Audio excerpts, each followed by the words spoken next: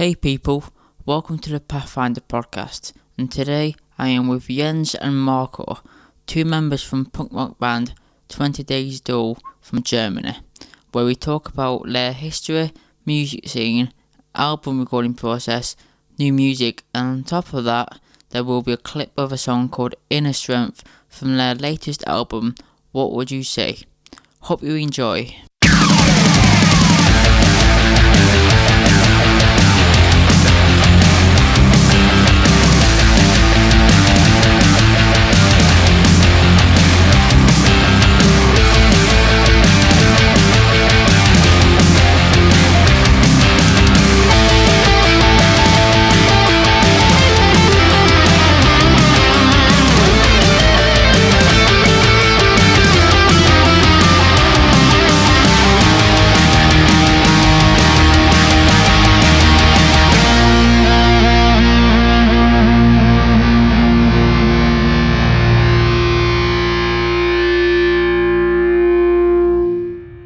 So guys, how are you two? Well, we're fine.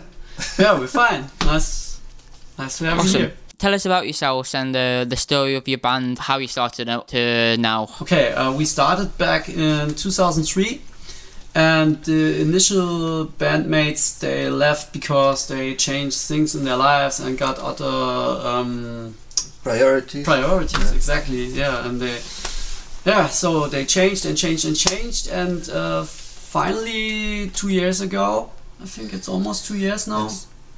I met Jens, and he was one of the first member, you could say, we put in the new band. And yeah, we had one problem at that time because we were struggling with the old members, and it was all going apart.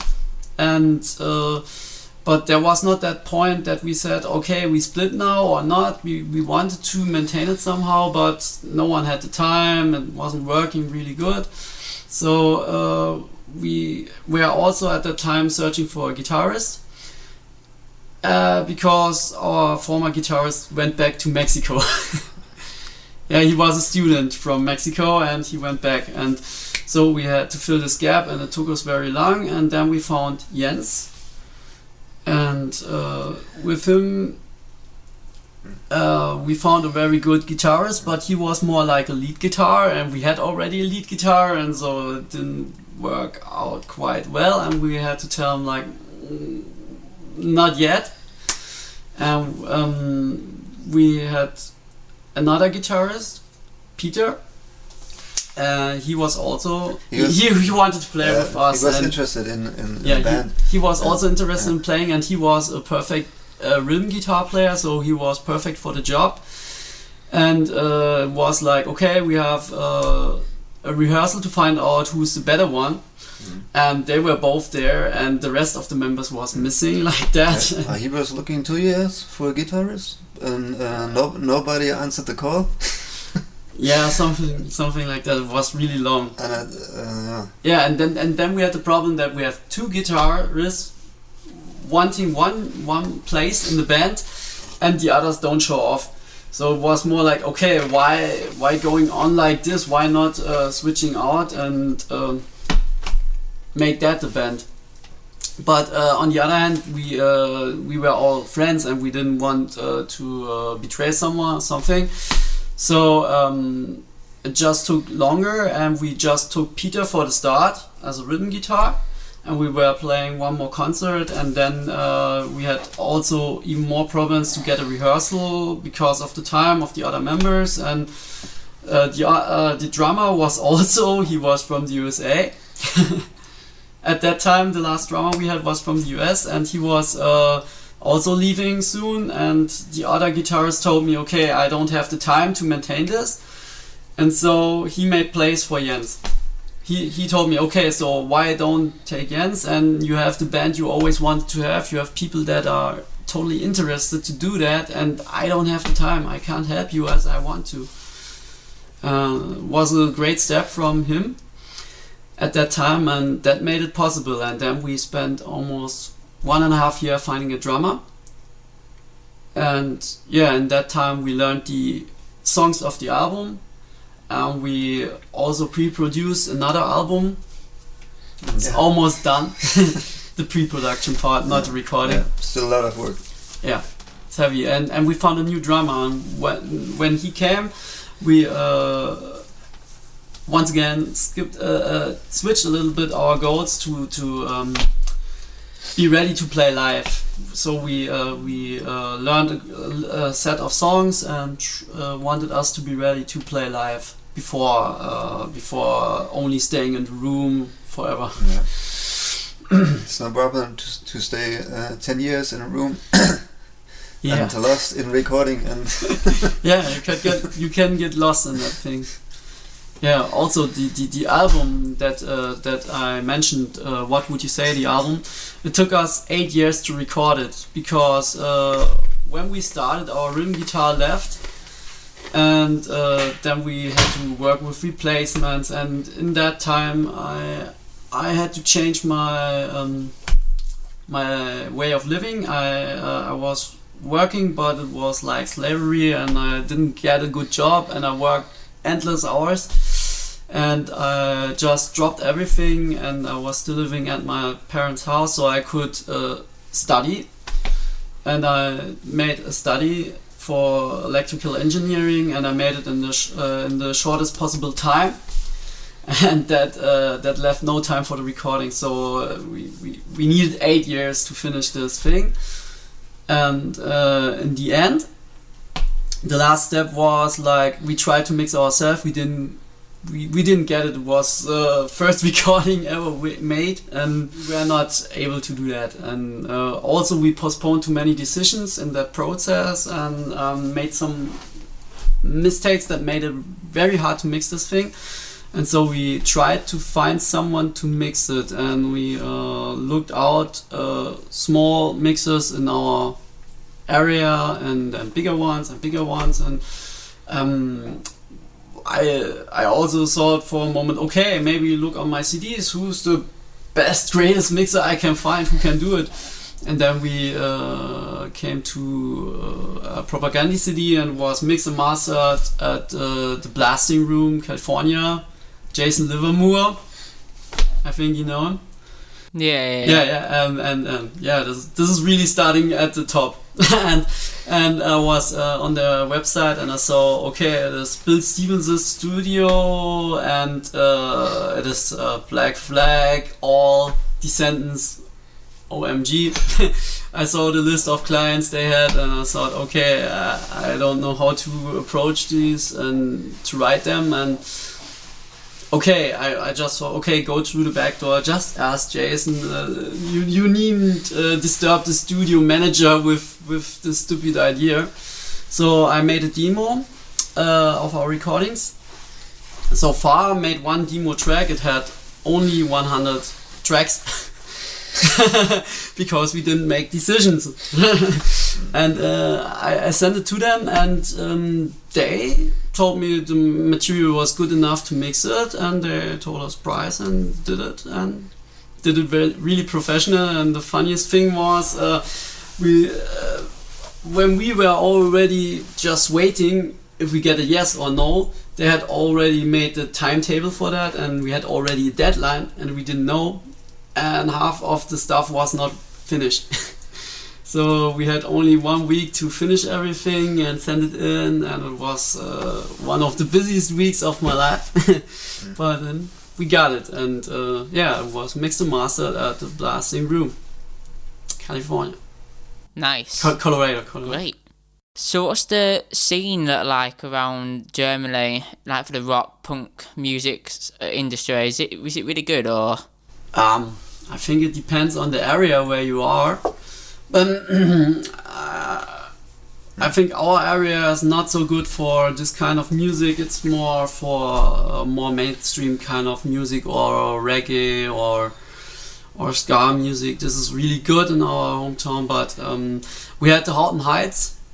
They were touring our area. I think they made a mistake, or I don't know, but they were playing in front of 35 people. One of me was, I was one of them. 35 people paying gas. This was crazy. And the week after they were in the UK and they were playing a big stadium, like 3 rows and confetti rain and stuff like that. But yeah, 75 people. That is what a band like this draws in our region. So we got some festivals where all the bands are gathered. Yeah, we have some big festivals where sort of mainstream and they are mixed and then they get the people together, or you need a big name. If someone with a name comes, it could happen. But if you have someone that is not so known from the mass media, you can forget it. That's you should always help support your local scene, because without your local scene, then you're not gonna have anywhere to play, and then you're not gonna have an opportunity to grow. Yeah, only contests at the moment, but we don't like this contest thing. I think it's somehow stupid because it's always the bands with the most people that they know wins because they get the most clicks.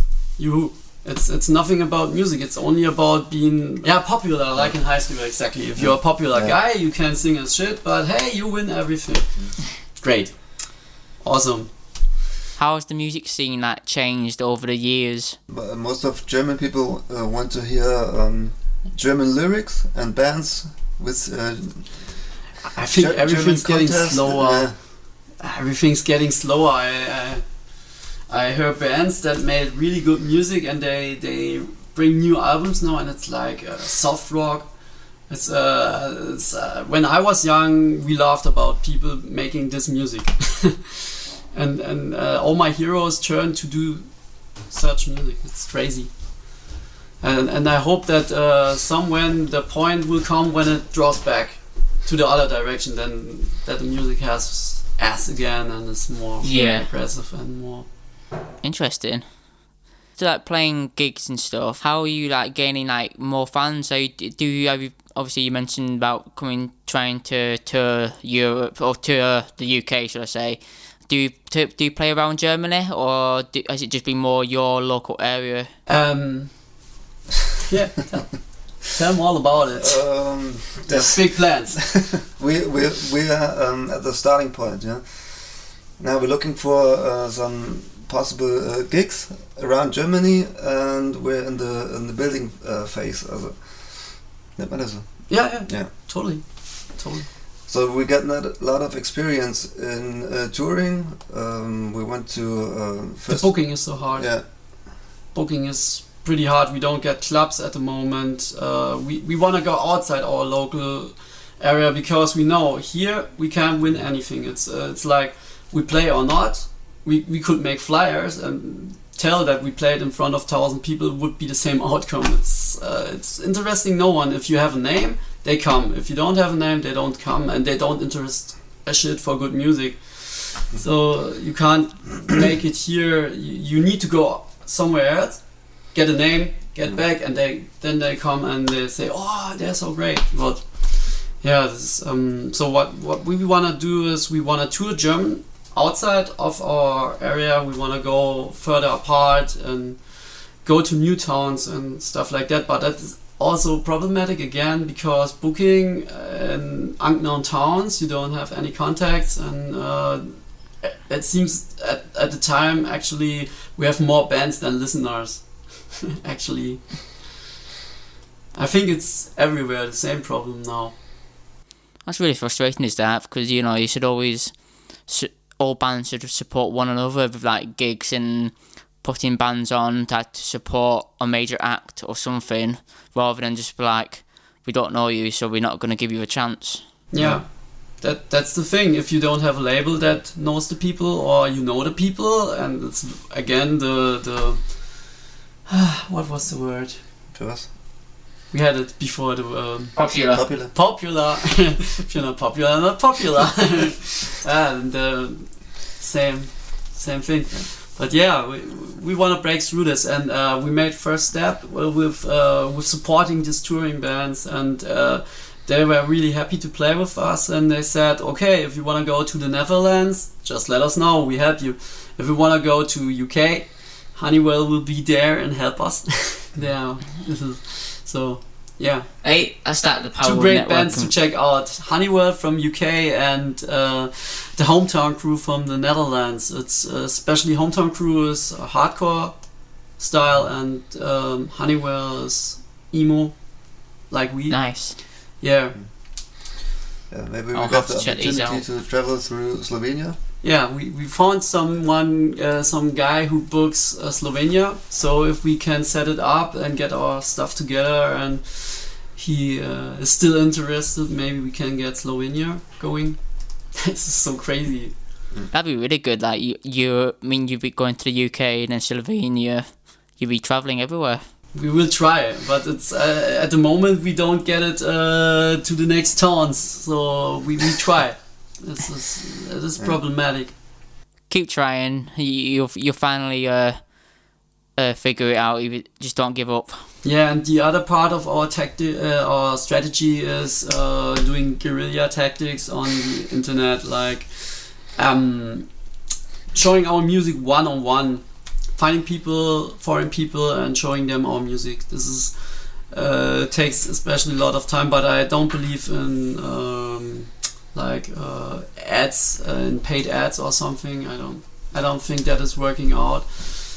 I just think it's doing small things like also with this podcast, we are really happy. I think you have a small but a good audience, and it will show off especially to these people, and they will be interested. Maybe we can get in touch with other bands and we're always open-minded. Doing some gigs and some nice times together. That's what it's about. Just keep networking, and you don't know who you're gonna talk to. Yeah, and especially it's you meet nice people and you have good time. This is the most important thing. Exactly. You mentioned paid ads earlier, that they don't really work. I was gonna talk about how obviously when you started as a band, social media wasn't a thing. So over the years, obviously the landscape of music has changed a lot. So has social media been has that helped you grow a lot compared to when you started out when there was no social media? Honestly not. When we started out 2003, we made gigs and we built our email list, and it was growing. It was really we had at the end when the first group splitted, we had 100 people on our email list. But then it took a long time till we were ready again, and the list was cold. And also that time the album was finished, and then everybody told me, "Oh, go to Facebook. Why are you not on Facebook, man? Why are you not on Facebook?" Everybody, wherever I came, I was like, "Oh damn, okay, I do it. I go. I told our drummer at that time, please make a Facebook profile. I don't wanna do that. I don't wanna be bothered with that." And okay, he made one, and it was okay, here we are, Facebook, and no one interested. It was just okay, we did what everyone wants, and no one wanted to. Was not really interested, and later on, as I needed to fill the time somehow between the next group, till I had the real group together with people that I have now. I read a lot of books about self-employed marketing and stuff like this, guerrilla tactics, as I said, and there's some good things going on, and there are a lot of supporting groups, not that kind of like for like groups. This is totally crap. That don't get you anywhere. No, it's punk communities, other stuff, and I try to post our stuff there if it's not annoying, and there are always people oh, I need new music, who shows me what he has got, and then I post our stuff and try to find people one by one. If someone comes to me and talks, or I get a nice chat, I try to be helpful or whatever. And also there's a community, it's called Punk Rock for Help, I think, or something. It's Punk Rock Helping Network. It is about people with issues mental issues, and they are really searching for help at sometimes, and I also read their posts and sometimes reply if I can give my 50 cents or something. and I think these are good places to meet new people and make yourself known. But it's organic and it takes a lot of time. It is like what labels did before to get more organic reach. They spent 5 years to build up a band, and it's the same now. You have to bring these 5 years. So one way or the other, it's whatever you do. Following on from like the social media stuff, that streaming, has that obviously that's only been happening for a couple of years, and iTunes has been around for much longer. Like iTunes was around when you were starting out. So how has that Spotify and Apple Music, has that been beneficial to get your music out there to more people? So we have it on all these platforms, and actually if someone asks for Spotify, I give him Spotify because I think he can implement it better for his personal life. And I don't think anybody cares for iTunes that much. But if I never get a feedback from iTunes, I think we have to bring the music to the live audience, and then they go to these platforms and want to hear the song again. Yeah, that's the other thing. And so before that step, nothing will happen. Yeah, it's heavy to cut through the noise. There are so many possibilities to find new bands and stuff like that. Even if you give it all away for free, no one interests. There's, maybe the band Rufio. That's an old punk band, Rufio. Don't think so, no. But I'll definitely check them out. They were massive. They were really good, and I forget the name, but their main band leader, or whatever, he's doing solo albums at the moment because the band doesn't continue, I guess, and he has heavy output. He's doing like every 3 or 4 months he makes a new album, and he gives it away for free. And to be honest, I downloaded 3 of them, and I didn't find the time to hear them. This is so sad, but that's actually what we're facing now. There's so much opportunity, and you need to find something to make yourself out of that noise. There's like so much music out there today that a lot of music just gets lost, because so you go on Spotify and then you can, there's about so like millions of that, thousands of music out there. You can just click on anything. So that when it comes to like a band putting their music on, like a band that isn't big, then obviously their music probably will be harder for people to find. Because if you're not like, Beyonce, who's going to have about millions and millions of people listening to your music, then it's going to be harder for the smaller bands. Yeah, absolutely. Also, I think these digital outlets like Spotify and stuff like this, they are making like charts, and also this is some sort of manipulative, because like Amazon Marketplace. Yeah, all these digital chart things going on now, they are so manipulative, because it's always made up by some bigger acts or some people, big management, something. What I'm missing is that the people make their own decisions again on their music. It's really like, if they hear it a lot in the radio, it's great. It's the one thing, or it is presented more by the right people, by the right labels, influencers, whatever. Then it's great, and if not. But people don't choose themselves. They let others make the big choice for them, and then they choose between the opportunities they get. But they don't go and find their new favorite band or something. And I feel the actual albums are not that good than the albums like 2005 or 2010. This is music, you turn it on and it moves something directly. In the first second it moves you, and actual recordings, they are not like that. I don't know where this is coming from, what's missing, I don't know. Yeah, I definitely see what you mean, because obviously a lot of music has, that the production side of things has changed a lot over the years. It's a bit more like, polished and stuff. So it sounds a bit some songs sound a bit more robotic in a way, rather than real life. Yeah, this is. We're talking about this drum sample programming thing, yeah. Yeah, also. It's getting worse. It's getting worse. Yes, There's a podcast out. Podcast, I think. I don't know all these new words. I saw something on YouTube. There was someone telling that the new punk rock will be electronic hip hop. Yeah. You know this stasis, and if you hear the new Blink 182 record, yeah, it's definitely what is happening, and it is it's something. It's really bad.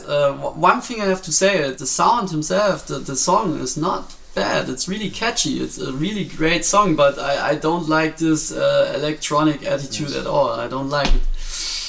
I don't like the direction this is going. Yeah, I'll admit, when I listened to it, I was a bit like, it's too poppy in a way. And it's like, and they're saying it's going in the direction of their self-titled album, but I was just like, it just sounds like a pop track in a way, not like, it doesn't sound like Blink.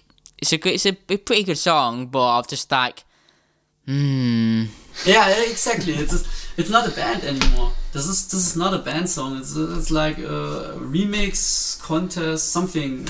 Yeah, so it'd be interesting to see how the rest of the album is going to sound like, to be honest. Yeah. Talking about that, what's your influences for your band, and how has it changed your band sound over the time you've been together? Mostly he influenced the sound of the band, because every song was written before the new members coming into the band. Yes. Yes. And now we're at the point that we are writing new songs. Yeah. But we have still a lot of work to do with the old songs. This is a massive mountain of work to do. Yeah, they call me Band Hitler. No. No, the old members call me that. No, that's They're okay. too scared. It's okay, but because all of the songs he wrote and the old band wrote are really, really cool, and I really like to play these songs. Yeah, no, really, these songs that you hear on the actual album, it's the second album, to be honest, because the members, when changing and stuff like that, they were on a point where they didn't want to play the old stuff anymore, and they said, oh, let's make new songs, everything will be better with new songs. I hate it. So, okay, we made new songs. They're great, but they built up on what we did before, and they're like, okay, it's like level 2. If you don't have level 1 knowledge, it's so hard to understand these songs.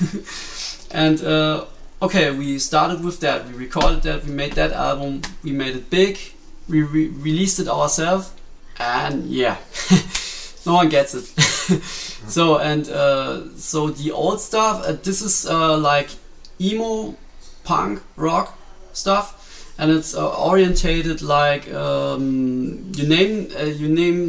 take the rhythmical basis of NOFX, Melancholy and stuff like that, Tempo Pole, and swap out the double drum and make it more rock, and you have then also the influences like Jimmy Eat World, Taking Back Sunday, Hoffman Heights and stuff like that, in a sort of emo mixture going within it. This is what the second album was. The first album was more this stuff before, Tempo Pole, NOFX, Melancholy and Offspring, so the typical US punk style.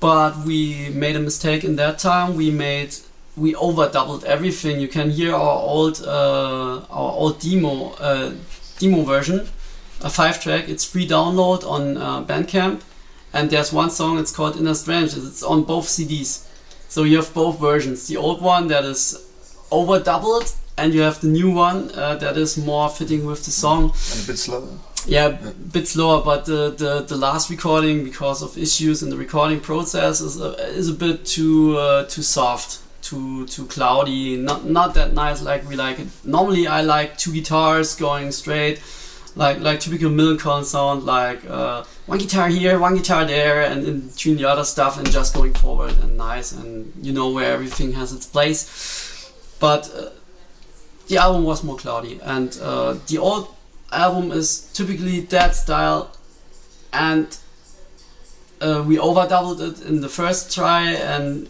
now we want to re-record all that stuff. We are prepping that. This is the pre-production we are doing now. He told about it's a lot of work, and it's almost finished pre-production, but then we have to record it and do it all ourselves because we don't have any helpers or something, so it's on us. Awesome. We felt like at the time that we're working now really long without seeing an end, and the problem is it's not only my band, it's also the others' band, and so we are on a point where we need to make their influence bigger, so they need an opportunity, the chance to grow, to bring in their own, and I think they learned enough from the old stuff, and so they know by now how 20 Days thinks and how it works and how it should be. No, you have a feeling for that now. And and the funny thing is, the last rehearsal, I was introducing the idea like, okay, we make new songs. We just make we start off like an EP, 3 songs. We make them fast. We make them as fast as possible, and it will be your ideas. We just do it now in between, so that we have something that is our vibe. And I couldn't come to the rehearsal, so they did it their own, and they finished 3 songs already, and it blew me away. It's just great. It's one track is like very cool Taking Back Sunday groove going on, and I can almost hear the lyrics now.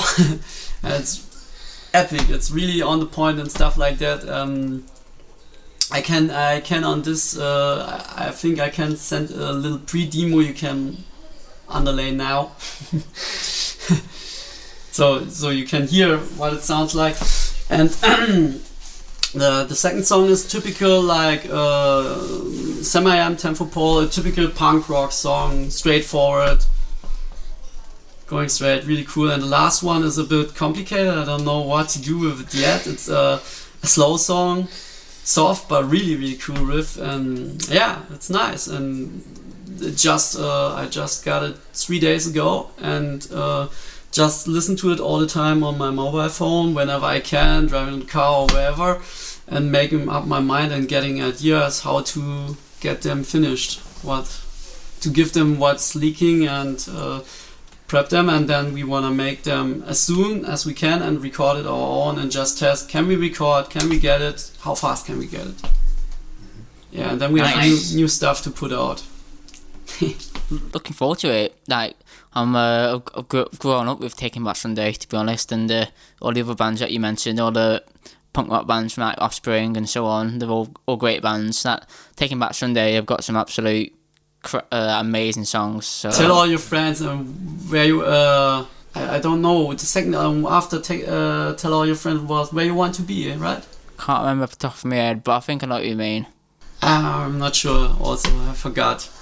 But obviously they've got some, like Make Damn Sure is like one of my all-time favourite songs. Just every time that chorus hits, you just want to scream. You like sing the lyrics, so good. I sung it so much. Love that song. Even though I think you've spoken about it quite a bit now, but the process of writing music, how does that work? Do you like jam together in a practice space, or do you sometimes just write on your own and send people demos? We're both. we depends. Everything, yes. Yeah, everything. Yeah. I think writing a song is always different. It is. I remember we had one song I was beaten up by 3 people in a dark in the middle of the night, and I came home. I was totally stressed out, and I didn't know what to do, and I wrote a song about that, and I put it in my pocket, and I get to the next rehearsal, and the guys were coming to me and said like, oh, oh yeah, we have this song, we have this idea for a song. It's really cool here, this melody and this, and it just fits all together very fast. And we had in 1 hour we had the whole song. We had the whole idea for the song going, and I was like, okay, this sounds crazy, but I got the text. I got the lyrics already here. No. And I was just hitting it from the first moment. It was just perfect. And this is on the EP. We have. I see. I will have some homework with this. I have here the record, and I will prep all the stuff I told you and send it to you, and you can underlie it, and you can have this song on this part. It's on our EP, on our free EP. Yeah, it's called Something About Last Night. You're strong with fists, but not in head. You will never understand. You're fighting to the end, destroy what you can't understand. Nice. It's crazy that how something really bad like that happened, and then in result, it's crazy how that happened.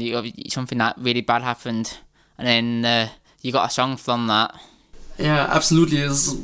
Most songs I wrote are about bad things in my life. Something.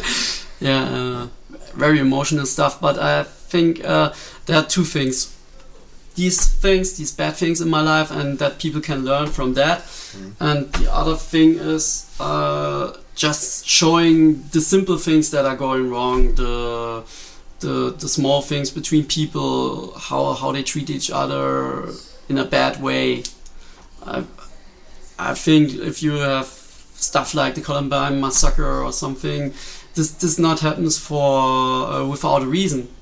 This is just because people behave as they behave, because they didn't see those people, they bullied on them, and they made bad decisions all the time, and they treated people like they never wanted to be treated, but they do it, and they don't think about what this does in these people. And it would be so easy to think, okay, do I want to be treated like that? No, then don't do it. And this starts with small things, with always the one guy that makes jokes about the other guy because he can do it, because he's a bit smarter, a bit more smart ass, and has the laws on his side. Okay, he can make every day a joke on this guy. He can polish his life up with that. Yeah, but it will come back, maybe. Awesome. When it comes to like writing songs, is there like a certain member in the band who writes songs, or do you all like have your own ideas and just bring them to the band? Yeah, sometimes we meeting at the rehearsal. Eller nennt man das wo? At the rehearsal room? Rehearsal room, yes. Yes. We practice together, and I don't know how can I explain this. Some energy is flowing, and you turn these emotions into the music, and this is growing up, and nobody exactly knows what's going on. But then at this point, the song is getting to build. Yeah. Yeah. Or you have a lick or riff at home. Yeah. Could be anything. Yeah. Just a noise could inspire you for a song, yes. or you have like a picture in your head, or you have could be anything. And I think a song really, if it comes from the heart, it always has something decent. There's always one inspiring thing or moment, and it's almost like something not from this world. I feel. Like the story I told before, when the song just fitted together with the parts, totally it just fell together, like it was meant to be that way. It wasn't that I could intend to write the right text for that or something. It just worked out. It's really interesting is that obviously how anything can just spark an idea, and then you can just come up with a song. Any new music on the horizon? Yeah, the 3-song EP we're working on, it must go fast. We want to have it fast, and yes. We hope to do it fast. I will give a bit of preview, a little sneak. It's just only they rehearsed, 2 guitars, drum, made up the ideas. It's not. It was like the first try, and it was just how it fits. You can fit it together. You hear someone play right, and the drum plays right, and then the guitar is just trying. No, yes, and then you feel yes, that's it. Then they keep going, and then they change for the next part, and then it's the same game again and stuff like that. But you already feel that energy, and it's only like you have to push it a bit together and just remove those parts where we are thinking what to do, and there you have the song. Nice, love it. And I think unless there's anything you guys would like to say, I think that wraps up for the podcast. Unless there's anything you would like to say.